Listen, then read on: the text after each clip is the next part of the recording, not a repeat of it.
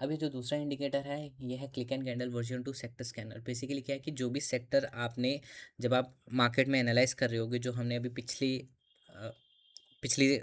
Screen पे देखा था कि नंबर 1 से लेके नंबर 5 और 17 से लेके 21 तक जो सेक्टर्स थे, जब आपको बेसिकली वो सेक्टर्स हैं, जो भी सेक्टर आपको दिखेगा कि टॉप परफॉर्मिंग है उस टेबल पे, तो आपको क्या करना है, इस इंडिकेटर की सेटिंग्स में जाना है। सबसे पहले सेटिंग्स में जाके अगर आप मोबाइल पे हो तो आपको यहाँ पे मोबाइल चूज़ कर लेना है, और अगर आप डेस्कटॉप पे हो, लैपटॉप पे हो, तो आपको डेस्कटॉप चूज़ कर लेना है और आपको ओके दबाना है। अब यहाँ पे साइड पे हमें एक टेबल शो होता है, लेकिन ये टेबल वही तभी शो होगा जब आप सेटिंग्स में जाके उस सेक्टर को चूज़ करोगे जो सेक्टर परफॉर्म कर रहा था। फॉर एग्जांपल यहाँ पे मैं बात करूँ फार्मा, तो सपोज़ हमारा फार्मा सेक्टर उस वक्त टॉप बूम पे था, तो आपको फार्मा सेक्टर चूज़ करना है और ओके करना है। तो यहाँ पे साइड पे आपको लेबल आ जाएगा कि फार्मा सेक्टर के कौन से स्टॉक हैं जो मोमेंटम में है। ठीक है, जैसे यहाँ पे देखो टेबल चेंज हो गया है, औरो फार्मा और अपोलो हॉस्पिटल में आज हमें लेबल मिला था कि आज ये स्टॉक्स मोमेंटम में है। अब ज़रूरी नहीं है कि फार्मा है तो हमें यहाँ पे फार्मा के सारे स्टॉक्स दिखेंगे। अगर मैं यहाँ पे आपको टेबल दिखाऊं, एग्जांपल के लिए फार्मा का मैं आपको टेबल दिखाता हूँ। हेल्थ केयर एंड फार्मा कहाँ गया, ये रहा। ठीक है, तो आप खुद देखो कि इतने स्टॉक्स है फार्मा एंड हेल्थ केयर में। Divya's lab, Fortis, doctor Reddy, max health, Biocon, Laurus lab. ठीक है, तो इतने सारे स्टॉक्स हैं, लेकिन जो हमें लेबल आएगा ना वो सिर्फ कुछ स्टॉक्स पे आएगा, और वो लेबल उन स्टॉक्स पे आएगा जिन पे मेरी स्ट्रैटेजी पास है। मेरी स्ट्रैटेजी एक पर्सनल मेरी स्ट्रैटेजी है जिसको मैंने बहुत डीपली बैक टेस्ट करके एनालाइज़ किया है। उसके पीछे मैं बहुत सारी चीज़ें देखता हूँ, उसके पीछे के जो लॉजिक्स हैं, मैं देखता हूँ कि ट्रेंड है कि नहीं, मैं देखता हूँ स्ट्रेंथ है कि नहीं उस इंडिकेटर में। राइट, मैं ये देखता हूँ कि क्या वो अपने पिछले दिनों से वॉल्यूम कंपेयर कर रहा है कि नहीं। ठीक है, आप लोग प्लीज़ म्यूट रखना है ना। तो ये भी चेक करता है, ये इंडिकेटर जो है ये क्या करता है, बेसिकली ऑटोमेटिकली ये 208 स्टॉक्स हैं फ्यूचर एंड ऑप्शंस के, उनको स्कैन करता है और वही स्टॉक्स को रिकमेंड करता है जिनमें मेरी स्ट्रैटेजी पास है। इन इंडिकेटर्स के पीछे हम ट्रेंड देखते हैं, स्ट्रेंथ देखते हैं, मोमेंटम देखते हैं कि उनमें मोमेंटम है कि नहीं, हम स्पीड देखते हैं कि स्पीड क्या है उस स्टॉक की मूव करने की, कहीं वो नॉर्मल मूव कर रहा है कि ज़्यादा। हम रिलेटिव वॉल्यूम का कॉन्सेप्ट यूज़ करते हैं, हम एटीआर यूज़ करते हैं, हम बॉडी की परसेंटेज यूज़ करते हैं, हम बड़े टाइम फ्रेम के फ़िल्टर्स यूज़ करते हैं कि क्या बड़े टाइम फ्रेम पे वो स्टॉक ट्रेंड है कि नहीं। आरएसआई फ़िल्टर यूज़ होता है इसमें, एडीएक्स फ़िल्टर यूज़ होता है। तो मल्टीपल फ़िल्टर्स यूज़ करने के बाद हमने ये स्ट्रैटेजी डेवलप की है। बेसिकली अगर आपको यहाँ पे एरो दिख रहा है और इस कैंडल पे अगर आपको एरो दिख रहा है, एग्जांपल के लिए अगर मैं बताऊँ, तो आपको ये समझना है कि मेरी जो स्ट्रैटेजी है वो इस एरो पे जाके पास हुई है। मतलब मैं यहाँ पे बिल्कुल ट्रेड नहीं करूँगा, मैं अगर ट्रेड करूँगा तो इस एरो के बाद ट्रेड करूँगा। वो अब हम अभी समझेंगे कि एंट्री एग्जिट हमारा क्राइटेरिया क्या है।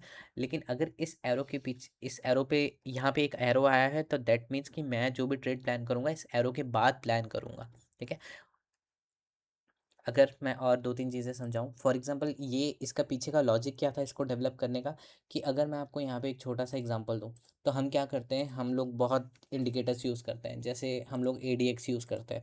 एडीएक्स हमें बताता है कि स्टॉक में ट्रेंड क्या है, मार्केट में मतलब दम कितना है, अगर ये प्राइस ऊपर जा रहा है तो इसमें कितना दम है। तो ये जो एडीएक्स है, बेसिकली मैं क्या कैलकुलेट करता हूँ कि 25 से ऊपर है कि नहीं एडीएक्स के लिए।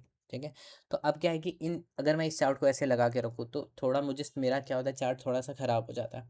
अगर मैं इंडिकेटर पे जाऊँ और मैं आरएसआई भी कैलकुलेट करता हूँ, ठीक है, मैं आरएसआई कैलकुलेट करता हूँ कि आरएसआई कितना है, तो आरएसआई मुझे 55 से ऊपर चलना चाहिए। ठीक है, मानता हूँ कि 55 से ऊपर है, लेकिन दो इंडिकेटर हमने यहाँ पे लगा दिया ऑलरेडी।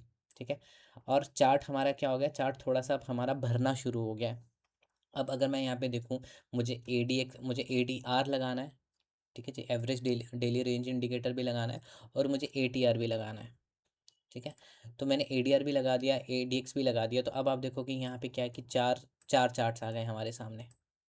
ठीक है, मैं जस्ट आपको एक चीज़ एक्सप्लेन करने की कोशिश कर रहा हूँ कि जब हम मार्केट को, स्टॉक्स को एनालाइज करते हैं, तो आप डिफरेंट डिफरेंट इंडिकेटर्स यूज़ करते हो। आप एटीआर यूज़ करते हो, एडीआर, आरएसआई यूज़ करते होगे, या फिर आप एडीएक्स यूज़ करते होगे, या फिर आप एक और इंडिकेटर यूज़ करते होगे, एमएसीडी। ठीक है, क्या पता आप एमएससीडी इंडिकेटर भी यूज़ करते होगे, तो मान लीजिए आपने एमएससीडी इंडिकेटर भी लगा दिया। ठीक है, तो अब देखो कि यहाँ पे 5 इंडिकेटर्स तो आपने ऑलरेडी लगा दिए हुए हैं। ठीक है, ये सारे तो सिर्फ हमें ट्रेंड और स्ट्रेंथ बताते हैं कि उस स्टॉक में है कि नहीं। अब हम यहाँ पे और कौन से इंडिकेटर्स लगाते हैं, हम यहाँ पे वी वैप भी लगाते हैं। ठीक है, हम यहाँ पे वी वैप इंडिकेटर भी लगाते हैं। ठीक है, और वीवैप लगाने से ऐसी हो गई। फिर उसके बाद हम ईएमए लगाते हैं, जो भी आपको ईएमए पसंद है, ईएमए इंडिकेटर्स आप लोग यूज़ करते होंगे, जैसे ईएमए 9 आप लगाते हो या आप ईएमए 21 भी लगाते होगे। ठीक है, आपने ये भी लगा दिया, ईएमए 9 और 21 इंडिकेटर भी लगा दिया, वीवैप भी लगा दिया आपने, राइट। और हम क्या क्या देखते हैं इसके बाद, आप लोग वॉल्यूम इंडिकेटर भी लगाते होगे। ठीक है, कि ये वॉल्यूम इंडिकेटर भी हमने लगा दिया देखने के लिए कि इसमें दम है कि नहीं इस सेक्टर में। फिर उसके बाद लोग क्या करते हैं, पिवट पॉइंट्स लगाते हैं। ठीक है, ये देखने के लिए कि कहीं सपोर्ट एंड रेजिस्टेंस तो नहीं है आसपास। उसके बाद लोग क्या लगाते हैं, उसके बाद हम और भी बहुत सारी चीज़ें होती हैं। हाँ, सीपीआर करके एक इंडिकेटर है, मेरे ख्याल से मेरे पास पता नहीं है कि नहीं, एक सीपीआर करके इंडिकेटर है, ऐसे करके बहुत सारी लाइंस बना के दे देता है। तो मैं भी यही करता था सबसे पहले, इतने सारे इंडिकेटर्स लगा देता था चीज़ों को कंपेयर करने के लिए ना, तो चार्ट ऐसे ऐसा दिखता था हमेशा। तो मैंने इसका एक लॉजिक निकाला, मैंने ये कहा कि मुझे इन सारे इंडिकेटर्स में से जो भी मेरी स्ट्रैटेजी है, जो भी मेरा कॉम्बिनेशन है, उसको कोड करके सिर्फ एक इंडिकेटर डेवलप करना है। तो मैंने क्या किया, ये जितने भी इंडिकेटर्स हैं इनका मैंने मिक्सचर यूज़ किया, मतलब इनको बैक टेस्ट किया मैंने अच्छे से कि कौन सा अच्छे मोमेंटम के लिए कौन से इंडिकेटर का पास होना, कौन से क्राइटेरिया का पास होना इंपॉर्टेंट है, राइट। तो उनको बैक टेस्ट किया है, इसमें 7-8 पैरामीटर्स हैं हमारे और कुछ मैथमेटिक कैलकुलेशंस भी हैं। तो जब भी ये लेबल आता है, तो अगर यहाँ पे ये लेबल आ गया, दैट मीन्स इसके पीछे मेरी जो स्ट्रैटेजी है वो पास हो चुकी है स्टॉक की। और हमें अगर ट्रेड करना है तो ये लेबल आने के बाद ही ट्रेड करना है, वरना नहीं करना। जैसे अब यहाँ पे औरो फार्मा पे हमें लेबल आया था 145 पे, तो अगर मैं औरो फार्मा को सर्च मारूँ, ठीक है, ये रहा हमारा औरो फार्मा। तो हमें यहाँ पे जो लेबल आया है वो लेबल आया था हमें यहाँ पे, ठीक है, 145 पे इस जगह हमें लेबल आया। तो अगर यहाँ पे लेबल आया तो मैं इसके बाद ही ट्रेड प्लान करूँगा, वरना ट्रेड नहीं करूँगा, क्योंकि यहाँ तक तो प्राइस साइडवेज था, ऑब्वियसली बात है हम ट्रेड नहीं कर सकते। मैं यहाँ पे ट्रेड इसलिए नहीं करूँगा क्योंकि हमारी इसमें एक आधे पैरामीटर्स और हैं। जब तक पिछले दिन का लो, मतलब मार्केट में हम 5 मिनट टाइम फ्रेम पे ट्रेड करते हैं, और जब तक पिछले दिन का लो ब्रेक नहीं होगा, तो तब तक हमें वो लेबल नहीं आता है। ये भी एक कंडीशन ऐड कर रखी है हमने। तो देखो, अगर यहाँ पे मैं ऐड करूँ, ये पिछले दिन का लो है, जब ये पिछले दिन का लो कहीं ब्रेक हुआ तब जाके हमें लेबल आया। तो इस स्टॉक में मोमेंटम नहीं था, ये लास्ट में मोमेंटम आया। ठीक है, तो इसीलिए मैं ये कह रहा हूँ कि जब सारे पैरामीटर्स कंप्लीट होंगे ना, अगर यहाँ की सेटिंग्स में जाऊँ इंडिकेटर की, तो यहाँ पे देखो एडीएक्स भी है, हमने यहाँ पे बॉडी की परसेंटेज भी ऐड कर रखी है कि जब किसी बॉडी की परसेंटेज 55% होगी तब हमें आएगा। हमने इसमें वॉल्यूम भी 1.5 गुना डाल रखा है, हमने एटीआर भी डाल रखा है, हमने ये भी डाल रखा है कि पिछले दिन का लो ब्रेक होगा तब जाके हम एंट्री प्लान करेंगे। हमने ये डाल रखा है कि पहली कैंडल का जब लो ब्रेक होगा तब हम एंट्री प्लान करेंगे। हमने बड़े टाइम फ्रेम के ट्रेंड को भी हमने एक लाइन यहाँ पे डाल रखी है कि जब बड़े टाइम फ्रेम का ट्रेंड है, जब वो बड़े टाइम फ्रेम का ट्रेंड ब्रेक होगा, मतलब बुलिश से बियरिश जाएगा, बियरिश से बुलिश जाएगा, ये पर्पल लाइन है, इसका लॉजिक बेसिकली ये। तो हमें लेबल आएगा। तो इतने टाइम फ्रेम, इतनी सारी स्ट्रिक्ट कंफर्मेशंस के बाद हमें क्या आता है, एक लेबल आता है। तो आपको इस लेबल पे भरोसा रखना है, क्योंकि आपको मल्टीपल कोई भी इंडिकेटर सब यूज़ करने की ज़रूरत नहीं। इस एक स्टॉक को मूव करने के लिए जो मोमेंटम की ज़रूरत होती है वो ऑलरेडी आपको मिल रहा है। आपको आरएसआई, ईएमआई कुछ भी लगाने की ज़रूरत नहीं है। आपको लेबल आ गया तो मतलब इसके पीछे एक बुलिश स्टॉक और बेरिश स्टॉक के पीछे जो मोमेंटम्स होने चाहिए वो पास है। ठीक है, अगर मैं बात करूँ अपोलो हॉस्पिटल की, ठीक है, तो ये रहा हमारा अपोलो हॉस्पिटल। ठीक है, ये जो अपोलो हॉस्पिटल है, अब इस पे देखते हैं कि हमें लेबल कहाँ आया है, इस जगह लेबल आया है।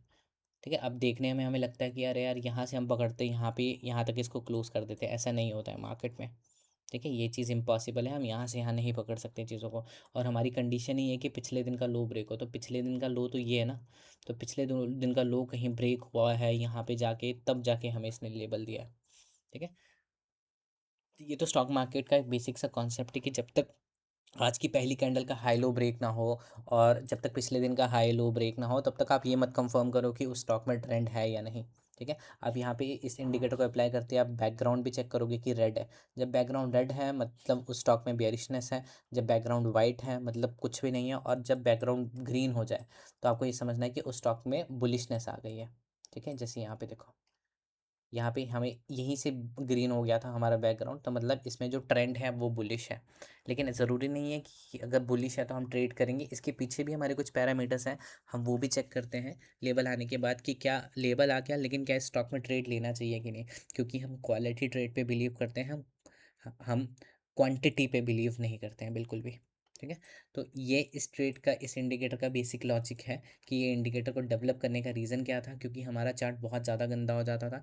तो सारे पैरामीटर्स को, जो मेरी स्ट्रैटेजी है, सारे पैरामीटर्स को तोड़ के मरोड़ के उसको बैक टेस्ट करके 3-4 साल की मेहनत है, उसके बाद ये लेबल आता है।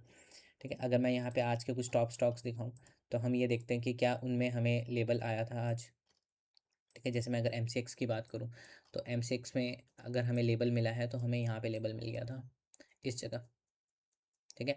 ट्रेंड हमारा ग्रीन है, यहाँ पे लेबल मिला, और लेबल के बाद आप मोमेंटम देखो क्या मोमेंटम है। ठीक है। अगर मुथूट फाइनेंस की बात करें, तो मुथूट फाइनेंस में हमें लेबल यहाँ पे मिल गया था, इस जगह कहीं हमें लेबल मिल चुका होगा यहाँ पे, राइट। लेकिन अब देखो, तो वही मैं कंफर्मेशंस की बात कर रहा हूँ, इसमें ताकत थी ऊपर जाने की, लेकिन क्यों ये यहाँ से रिवर्स किया, इसका जवाब हमारा तीसरा इंडिकेटर देगा।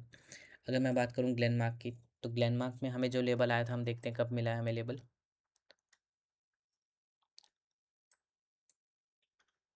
नहीं, ग्लेनमार्क में कोई हमें लेबल नहीं आया है आज। ठीक है। मतलब ये ऑल द वे प्राइस ऊपर जा रहा है। अब आप यहाँ पे समझो, प्राइस यहाँ से अगर मैं इस इंडिकेटर को हटा दूँ ना, तो ऐसा लगेगा अरे यार ये प्राइस हमने ये मूवमेंट मिस कर दी। नहीं, इसके पीछे कोई एक आधा पैरामीटर है, मतलब मेरी स्ट्रैटेजी का कोई एक आधा पैरामीटर है जो पास नहीं हुआ है, इसलिए हमें यहाँ पे लेबल नहीं मिला है। ठीक है। तो ये है, ये बेसिकली क्या है, इसीलिए यहाँ पे मैं ट्रेड नहीं करता अगर लेबल नहीं आता। अगर मैं कोफोर्स की बात करूँ, तो क्या कोफोर्स में हमें लेबल आया, चेक करते हैं। यहाँ पे हमें लेबल मिल चुका था कि मोमेंटम है, प्राइस गया ऑल द वे ऊपर, पर क्या इस स्टॉक में हमें ट्रेड करना चाहिए कि नहीं, वो हमारा तीसरा इंडिकेटर बताएगा। हम तब तीसरा इंडिकेटर जो हम अप्लाई करेंगे, वो हमें बताएगा कि क्या इस स्टॉक, ये क्या ये स्टॉक सच में हेल्दी है। अगर इसमें मोमेंटम आ गया है, मोमेंटम के बाद कुछ एक, बस एक चीज़ होती है जो स्टॉक को रोक देती है मूव करने से, जिसको हम कहते हैं सपोर्ट एंड रेजिस्टेंस। बड़े टाइम फ्रेम के सपोर्ट एंड रेजिस्टेंस को मार्क करना बहुत इंपॉर्टेंट होता है। तो अगर किसी स्टॉक में मोमेंटम हो गया, तो उसके बाद ये कंफर्म करना बहुत ज़रूरी है कि क्या कोई बड़े टाइम फ्रेम का रेजिस्टेंस एंड सपोर्ट लेवल तो नहीं है जो उस प्राइस को रोक दे, राइट। तो इसीलिए हम तीसरा इंडिकेटर यूज़ करते हैं, जो ये बताता है कि कौन से टाइम फ्रेम का लेवल है जो बड़े टाइम फ्रेम के सपोर्ट एंड रेजिस्टेंस को छोटे टाइम फ्रेम पे प्लॉट करता है, और हमें एक कॉन्फिडेंट एंट्री बताता है। तो वो अभी हम जब तीसरा इंडिकेटर एक्सप्लेन करेंगे तो हम समझेंगे उस चीज़ को, राइट। अगर मैं बात करूँ प्रीमियर की, तो जब लेबल आया है किसी स्टॉक में, ठीक है, तो दैट मीन्स वहाँ पे मेरी स्ट्रैटेजी पास है। लेकिन ज़रूरत नहीं है। अब देखो यहाँ पे ये स्ट्रैटेजी पास है, ये जो पर्पल लाइन है, ये बड़े टाइम फ्रेम का एक ट्रेंड है, बड़े टाइम फ्रेम का कोई ईएमए की लाइन है। जैसे मे बी आप मान लो कि वीकली टाइम फ्रेम पे ईएमए है, वो इस लेवल पे है। तो जब वीकली ईएमए ब्रेक हो रहा है, तो कहीं ना कहीं जाके हमें एक अच्छा मोमेंटम देखने को मिलता है। और यहाँ पे जब कंडीशन पास हुई, लेकिन यहाँ पे लेबल नहीं आया, लेबल हमें यहाँ पे मिला है। ठीक है। अब हमें लगता है कि ये मूवमेंट हमने मिस कर दिया, लेबल लेट दे रहा है, नहीं। अगर ऐसा होता तो हमें में भी लेट लेबल मिलता। ठीक है। क्योंकि हम क्या करते हैं, एक प्रॉपर कंफर्मेशंस, एक अच्छी कंफर्मेशंस के बाद ट्रेड प्लान करते हैं। और अगर आपको अपना पैसा बचाना है, तो आप सारी कंफर्मेशंस के बाद ट्रेड प्लान करोगे। ठीक है। अगर आप यहाँ पे आए हो, तो आप डेफिनेटली स्ट्रगल कर रहे हो चीज़ों को लेके। तो अब इसका सोल्यूशन हमने क्या निकाला है, क्यों ये इंडिकेटर्स इंपॉर्टेंट हैं। क्योंकि पहला इंडिकेटर आपको ये बता देगा कि कौन से सेक्टर में पैसा रोटेट हो रहा है। अब जब आपको वहाँ पे सेक्टर आइडेंटिफाई हो जाएगा कि इस सेक्टर में पैसा रोटेट हो रहा है, तो आपको इसकी सेटिंग्स में जाके सिर्फ स्टॉक चूज़ करना है। आपने वो सेक्टर चूज़ किया, एग्जांपल के लिए मैं बात करूँ रियलिटी की, आपने रियलिटी चूज़ किया, ओके किया, तो आपको साइड पे बस देखना है कि क्या रियलिटी सेक्टर का कोई स्टॉक है जो मोमेंटम में। तो आपको लोधा पे देखो 1050 पे लेवल आ गया था। अगर मैं यहाँ पे लोधा को ओपन करूँ, ठीक है, अब लोदा पे लेबल आया, मतलब मेरी स्ट्रैटेजी उसमें पास है। लेकिन क्या उसमें मुझे ट्रेड करना चाहिए, यहाँ पे लेबल आया था 1050 में, पर क्या इस स्टॉक में हमें ट्रेड करना चाहिए था कि नहीं करना चाहिए, उसका क्राइटेरिया अलग है। अभी हम सिर्फ सेक्टर चूज़ कर रहे हैं, उसके बाद हम स्टॉक्स को चूज़ कर रहे हैं, और उसके बाद उन स्टॉक्स को छांट रहे हैं कि क्या, अगर हमें 10 स्टॉक्स मिले हैं हमारे लेबल में, जैसे 4 आ गए, तो इन 4 में से कौन सा बेस्ट है, हमें वो भी चूज़ करना है। तो इसमें टाइम लगता है। ये जो प्रोसेस है, ये सिर्फ उन लोगों के लिए है जिनमें पेशेंस है, जो अपना पैसा नहीं गंवाना चाहते, जो एक सिस्टम के साथ चलना चाहते हैं, और एक ही सिस्टम में कंटिन्यू करना चाहते हैं। क्योंकि आप लोगों ने 100 ऑफ कोर्सेज कर लिए होंगे, 100 ऑफ स्ट्रैटेजीज लोगों की पढ़ ली होगी, यूट्यूब कर लिया होगा।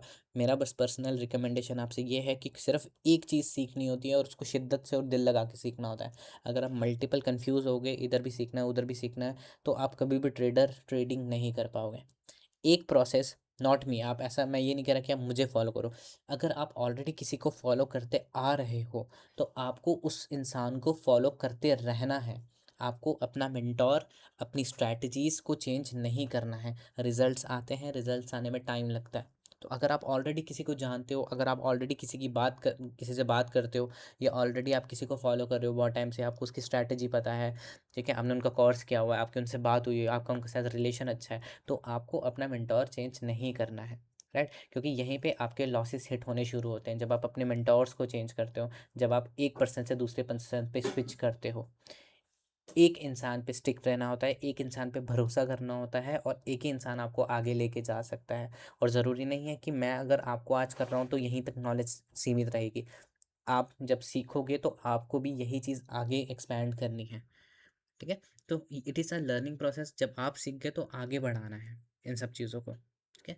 तो अगर आपके पास ऑलरेडी एक मेंटोर है तो उस इंसान की सच में रिस्पेक्ट करो, उस इंसान को मत छोड़ो, उस इंसान से डिस्कस करो और उस इंसान पे भरोसा रखो। और अगर आपके पास कोई मेंटोर नहीं था और अगर आप अभी मेरे साथ जुड़े हो, तो मेरे पे विश्वास रखना है। मैं जो भी कह रहा हूँ मेरे 7 साल का एक्सपीरियंस है, और ये जो इंडिकेटर्स हैं इन पे मैंने अपने 7 साल का एक्सपीरियंस झोंक दिया हुआ है, ठीक है? तो आपको ये समझना है कि भरोसा करना है इन इंडिकेटर्स पे।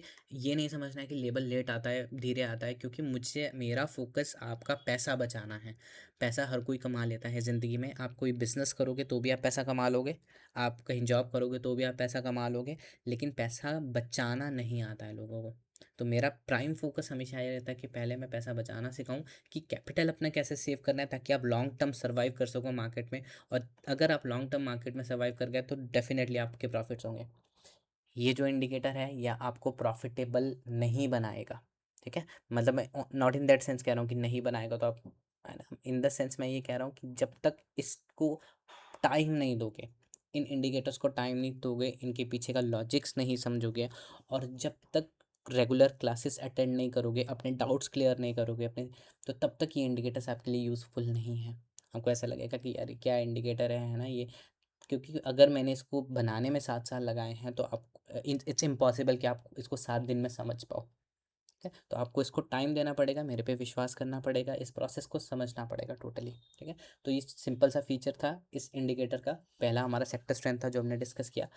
दूसरा हमारा सेक्टर स्कैनर था जो बहुत सारे सेक्टर 208 स्टॉक्स को स्कैन करता है, और सेक्टर वाइज हमें बस वही स्टॉक्स बताता है जिनमें मेरी स्ट्रैटेजी पास हुई है। और ज़रूरी नहीं कि अगर आपको यहाँ पे लेबल आ गया तो आप ट्रेड करोगे। उसके बाद हमारा तीसरा इंडिकेटर है जो हमें हेल्प करता है आइडेंटिफाई करने में कि क्या इस स्टॉक में हमें ट्रेड लेना चाहिए कि नहीं लेना चाहिए, ठीक है?